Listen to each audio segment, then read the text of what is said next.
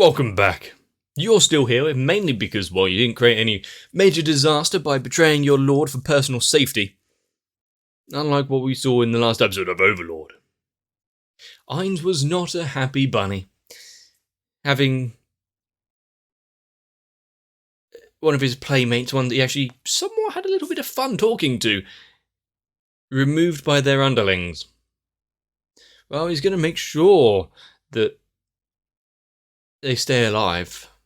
Nothing's going to happen to them. Not fatally.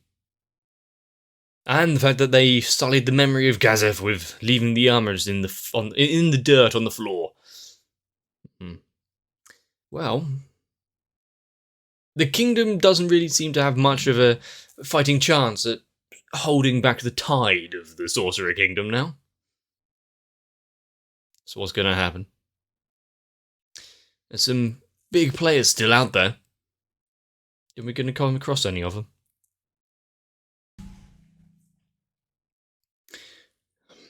It's always great when it starts under a sunlit night.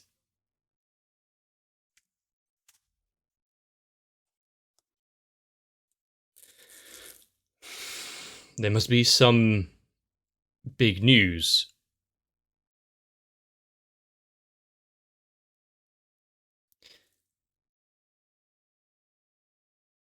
Which either means that they've been annihilated. Unfortunately, we know part of its whereabouts.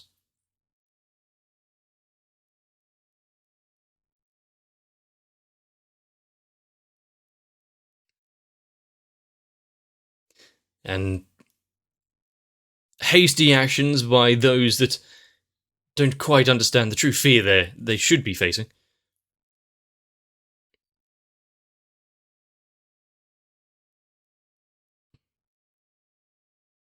Doing his duty as a king, I suppose. Not taking flight, leaving those that are in his care to their doom. Kind of like the prince who actually stood up and was trying to act like a member of the royal family.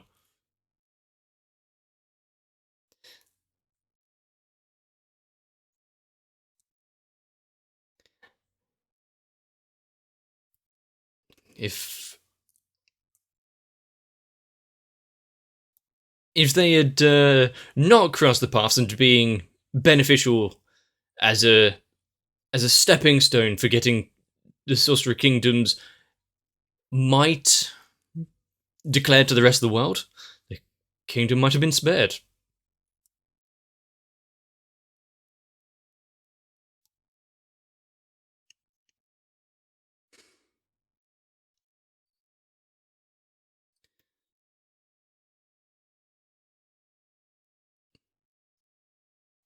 There are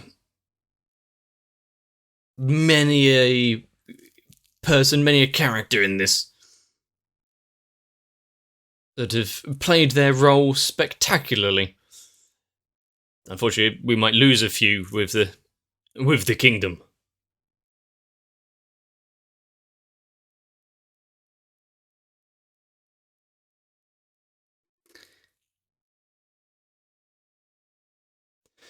And also considering the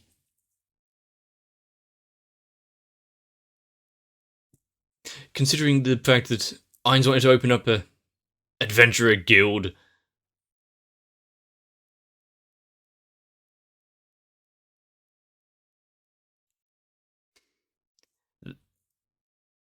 They know the fear of what it means to go up against Ainz and slightly upset him.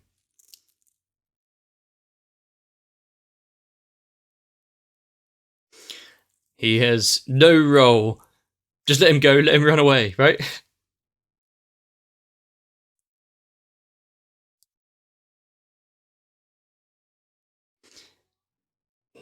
He's one of them, which means he shares whatever fate they're having.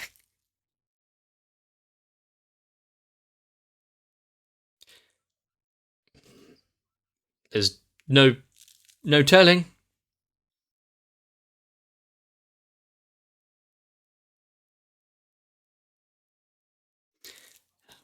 The Weird Diet would have been their time in Nazarick, really.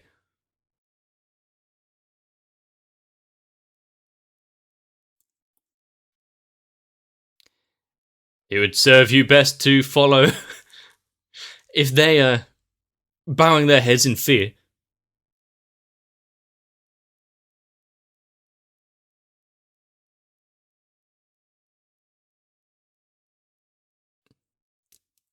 Immediately being immediately.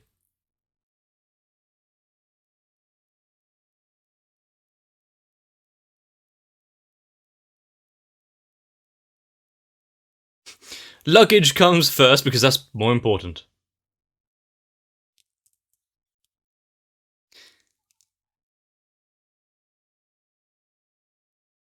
They get a safe area and residence while the kingdom is being torn asunder.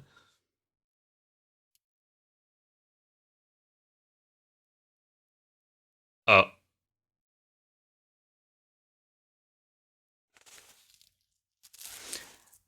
They avert their eyes. They know what fate is in store for him.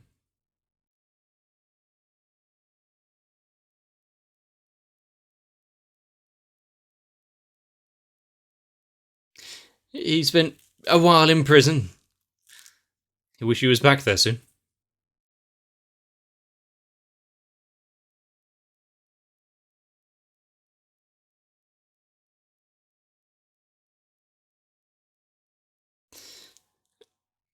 Just that's a way of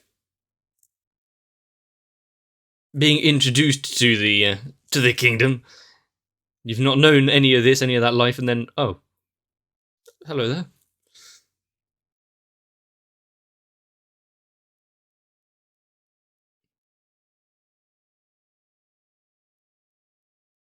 Have we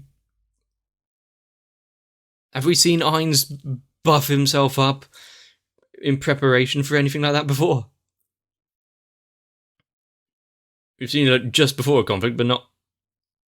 Or maybe not. Before it's even started. And if he did, he would have done it off screen.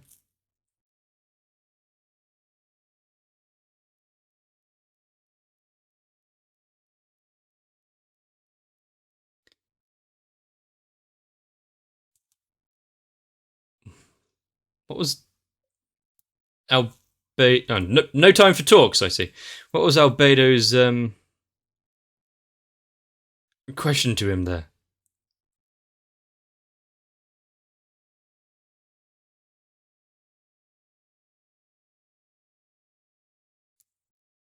No names, just second shoulder cannon.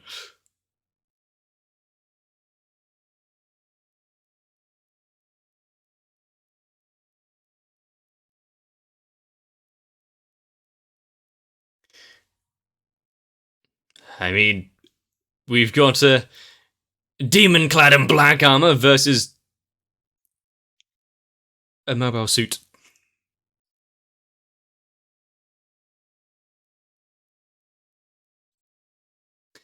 And how is a battle in the sky going to fare?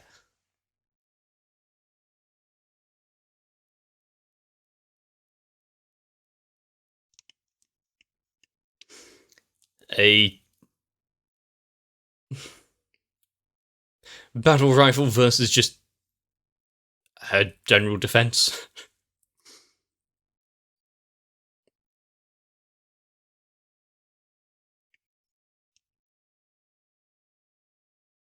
Well,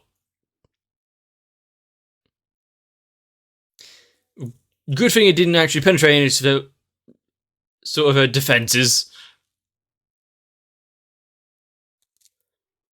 He's good on the offense, apparently lacking in quite a lot else. Yeah, no sort of honor.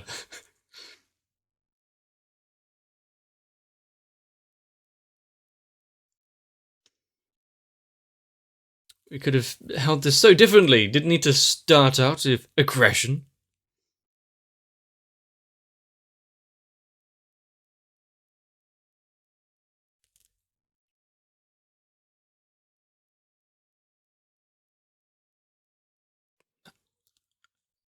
a minor incident. I mean, it might be a good sign.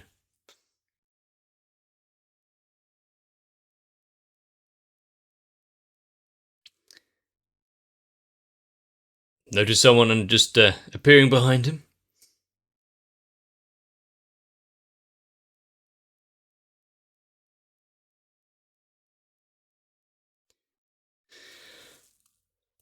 Being able to see...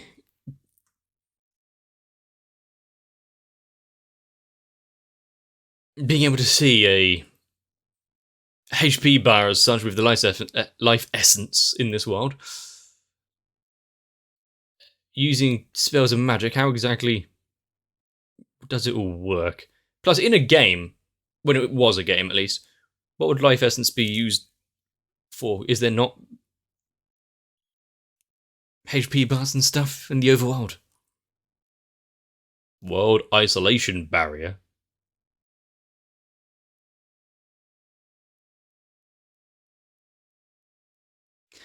Sacrificing his life for a barrier to cut off the outside world.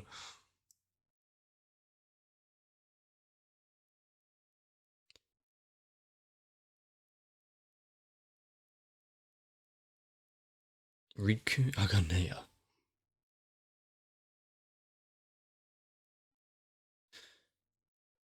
How many bits of armor and whatnot out there that were in possession of the other players is still left in this world?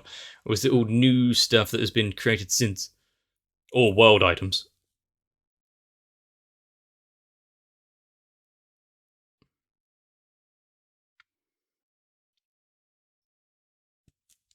Let's not fight, just work under me.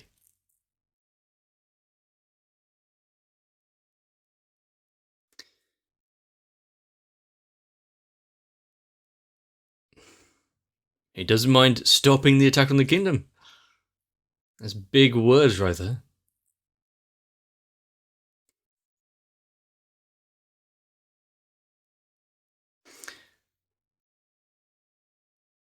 So it seems...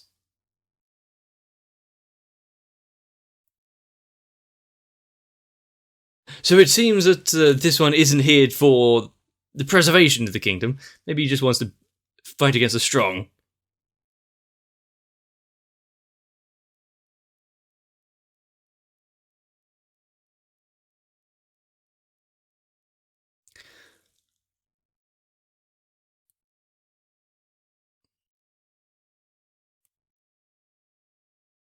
Every time he strikes, his HP goes down, so it's just a case of...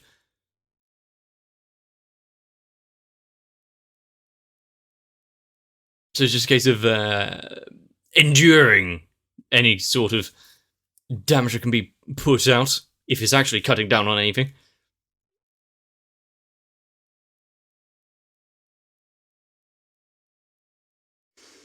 He dodged it, which means that it might have actually done something.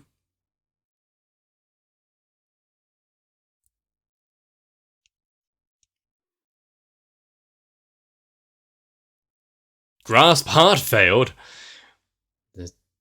What would that mean? Either he himself is just a puppet, undead, like a living armor kind of thing. Or, yeah, remoting.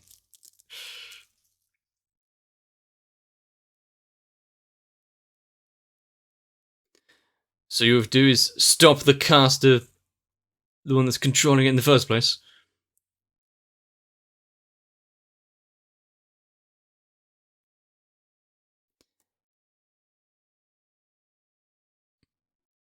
There was a little bit of back and forth there. Keeping him at arms like that. Yep. Creating a bit of distance.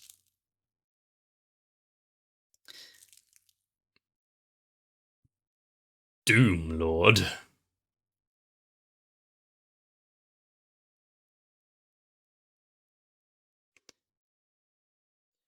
Now, the Death Knights fell easily. What were they, level 60? When I got to Doom Lord come out.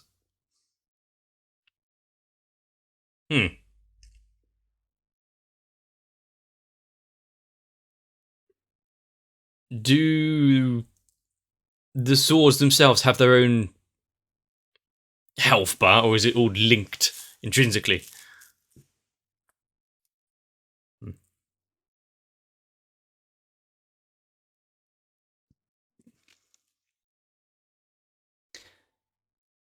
Power him up a little.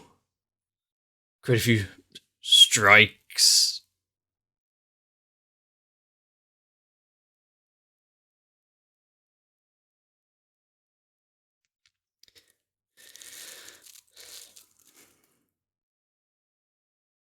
Why don't we find out? Join us. There's still the...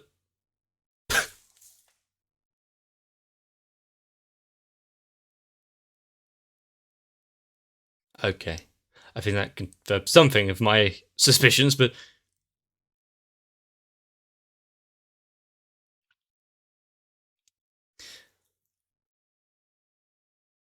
Ein's just prostrating himself. There might be people watching. Why would he do that?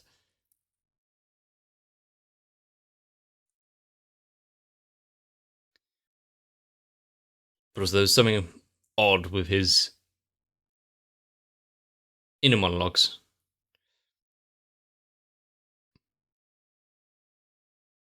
With great power... Well, you know the rest.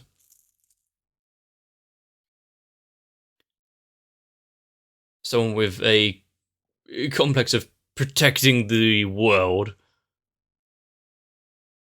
Will they fall under their own petard? Created damage onto the world itself. Just casually break through the barrier. I mean, it's not like he was trying to escape in the first place, but still.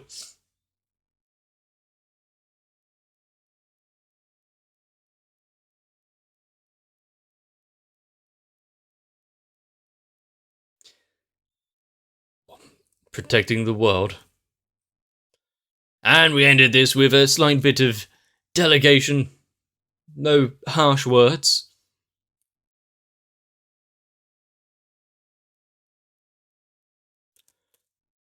They've assessed their enemy. They've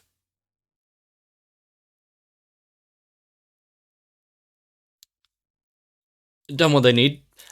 Didn't really get to see Albedo catching up with the other dude, and there he is. It seemed he got out of it fairly okay. She was told not to kill him. Seems she took that really well.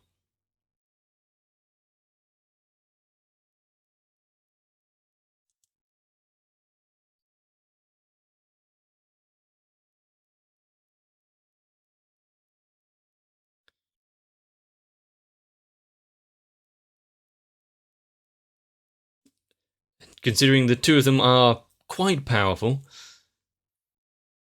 we've seen other warriors and characters that have stood up against members of the Floor Guardians and whatnot, but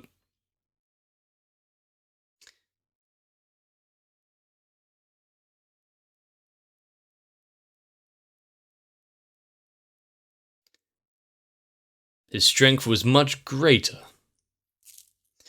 Everyone just underestimates the Sorcerer Kingdom.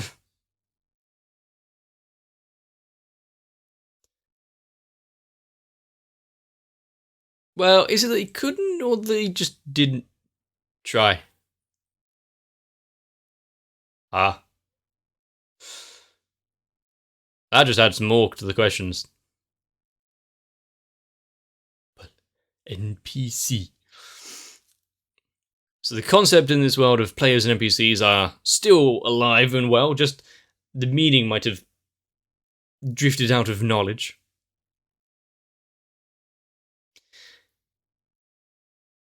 I think I'm vastly underestimating.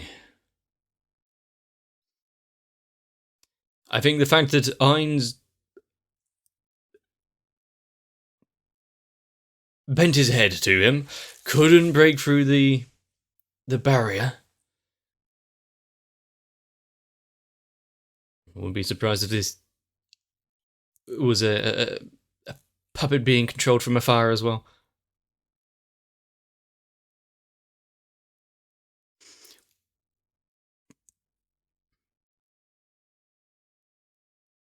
Trying to come up with a plan to actually take down Ainz and Nazarick and whatnot. The idea of armor being controlled remotely, like we were told, and it being a world's strongest Dragon Lord, you're saying? I wonder if he has anything to do with the dragons already under Ainz's command. Like, is there any sort of familial resemblance there?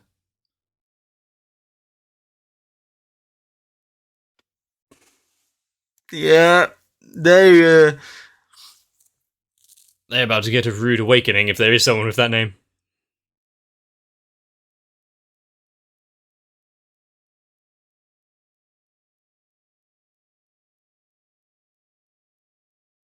Evil players. But I guess things in games are kind of set out to test the players themselves, and if things pop out into their path, you could make the argument they're evil.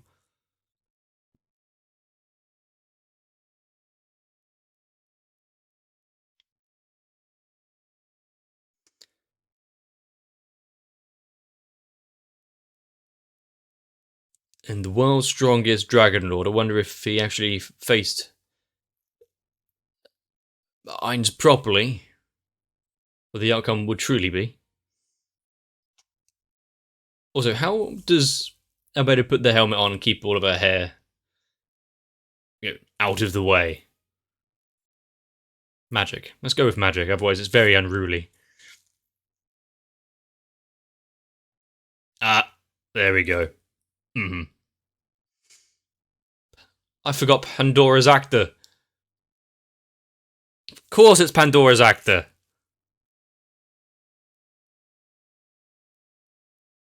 Ainz wouldn't put himself out there directly against an unknown entity.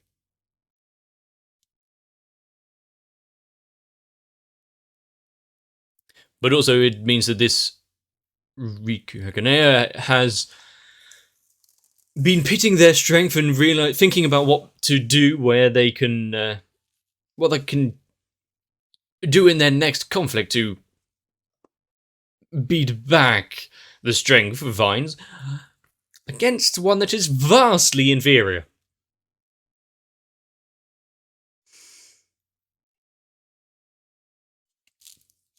Pandora's actor not having a world item. Pandora's actor not being able to utilize all of Ainz's strength and skills. And not being such a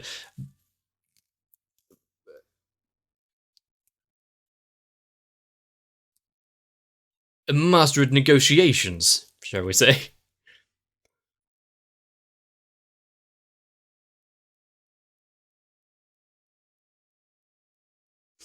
And much like they were saying there about, maybe it's just a clever ruse. It's actually Albedo is the player and not wanting to put the spotlight on herself. Well, they had the right idea, just they're missing a few key bits of information.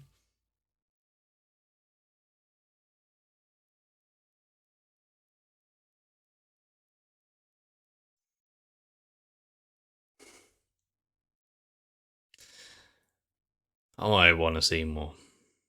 But yeah, kind of a big battle that I wanted to see, the strength of that mobile suit and the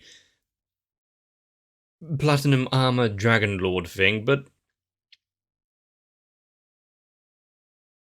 kind of at least by proxy, because, wow, Ainz hiding his true abilities by sending in Pandora's actor in his stead. If their goal was just to gain a bit of information, see what was out there, and also demonstrate if there was anyone actually giving a shit about protecting what was to be becoming of the kingdom. You've got to feel sorry about that guy in the beginning. Well, not the king. More like quarter of the way, midway. The one that was sent for readjustment. The others have went through it before. They did try to help him out and at least get a name known, but no such luck. But with the king standing back and falling with the destruction of his kingdom,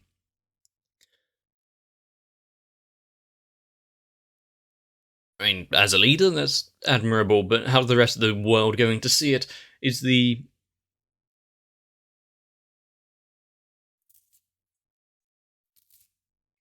Holy Kingdom or anyone else going to take note of what's happened here? Learn a few things. Don't steal, maybe one of them, but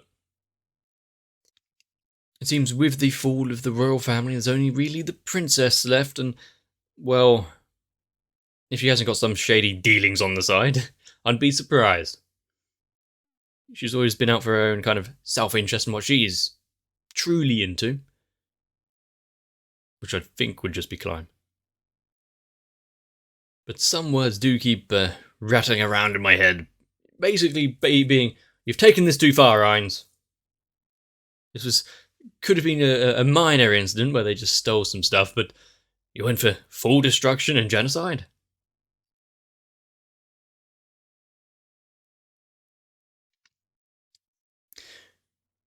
Maybe it's the equivalent of some kids throwing a ball into your garden and you react by demolishing their home and setting fire to their dog. Maybe a justified reaction. You don't know. But Pandora's actor isn't really known for his combat prowess. I don't think so. So seeing him kind of beat back and having to bow his head is in a moment of what the fuck is going on here kind of distraction worked out well. And of course, calling back Albedo. So, I need some help here. You should be done by now, right? Some clever trickery. But what about the other floor guardians? Are we gonna get Mare and Kukyoktis out doing some interesting things? Hopefully. We would have been told what their roles in all of this will be, at least, so I'm looking forward to it. This was episode 11. There's some more to go. If you've been enjoying Overlord, let me know down below. Maybe leave a like and a comment. Maybe subscribe for more. All I really know is you're going to need some rest. It is the new year, at least for when I'm recording this, so I hope it goes well for you. I'll see you in the next one. Sometimes I wish I could have a body double or something that could stand in for me and do all the dangerous tasks like pretending to be an adult, while I just sit here and watch more anime. But failing that, I'm just glad that you're all here supporting my channel, because it means I can stay as I am and not mature at all. That's always a good thing. So, I need to thank Noku, Raywin, Sal, Arthia, Kite, Mystic Square, Shiwan, Mats, Girly, Cardboard, Akane, Danny Swede, Diego Zenhouse, and Tori Jane, Kyle Wadditch, the Kebab Seller, Welcome to the Blank, and everyone else. And if you would like to help to avoid total annihilation, consider joining onto my Patreon as well. And who knows, we may get to just enjoy internet videos for a little bit longer.